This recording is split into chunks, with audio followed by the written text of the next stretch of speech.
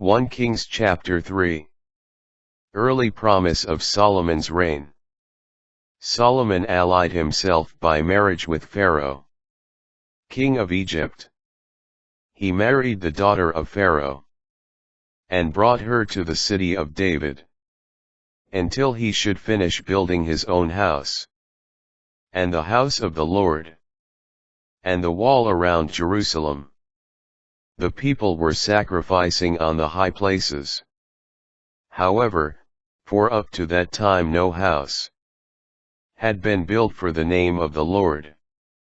Although Solomon loved the Lord, walking in the statutes of David his father, he offered sacrifice and burned incense on the high places.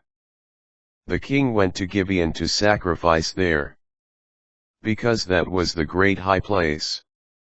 Upon its altar, Solomon sacrificed 1,000 burnt offerings. In Gibeon the Lord appeared to Solomon in a dream at night. God said, "Whatever you ask I shall give you." Solomon answered, "You have shown great kindness to your servant David my father, because he walked before you with fidelity, justice, and an upright heart. And you have continued this great kindness toward him today, giving him a son to sit upon his throne. Now, Lord, my God, you have made me, your servant, king to succeed David my father. But I am a mere youth, not knowing at all how to act. I, your servant, among the people you have chosen, a people so vast that it cannot be numbered or counted. Give your servant, therefore, a listening heart to judge your people, and to distinguish between good and evil. For who is able to give judgment for this vast people of yours?" The Lord was pleased by Solomon's request. So God said to him, "Because you asked for this, you did not ask for a long life for yourself, nor for riches, nor for the life of your enemies.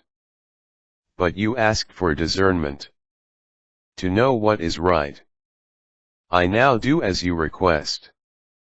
I give you a heart so wise and discerning, that there has never been anyone like you until now, nor after you will there be anyone to equal you.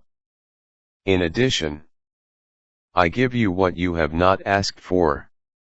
I give you such riches and glory that, among kings, there will be no one like you all your days. And if you walk in my ways, keeping my statutes and commandments, as David your father did, I will give you a long life." Solomon awoke, it was a dream.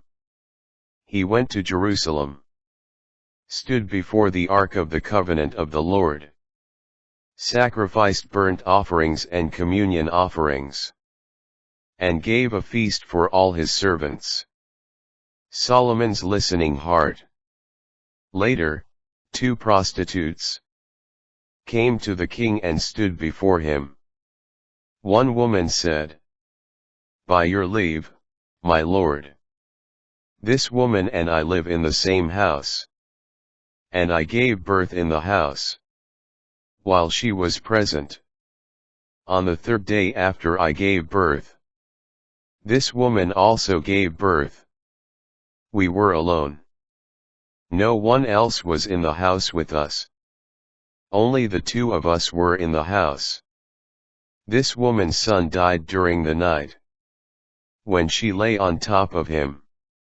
So in the middle of the night, she got up and took my son from my side, as your servant was sleeping. Then she laid him in her bosom, and laid her dead son in my bosom. I rose in the morning to nurse my son, and he was dead. But when I examined him in the morning light, I saw it was not the son I had born. The other woman answered, No. The living one is my son. The dead one is yours. But the first kept saying, No, the dead one is your son. The living one is mine. Thus they argued before the king. Then the king said, One woman claims, This, the living one, is my son. The dead one is yours. The other answers, No. The dead one is your son, the living one is mine. The king continued, Get me a sword. When they brought the sword before the king, he said, Cut the living child in two, and give half to one woman, and half to the other. The woman whose son was alive, because she was stirred with compassion for her son, said to the king, Please, my lord, give her the living baby. Do not kill it. But the other said, It shall be neither mine nor yours. Cut it in two. The king then answered, Give her the living baby. Do not kill it. She is the mother. When all Israel heard the judgment the king had given, they were in awe of him, because they saw that the king had in him the wisdom of God for giving right judgment.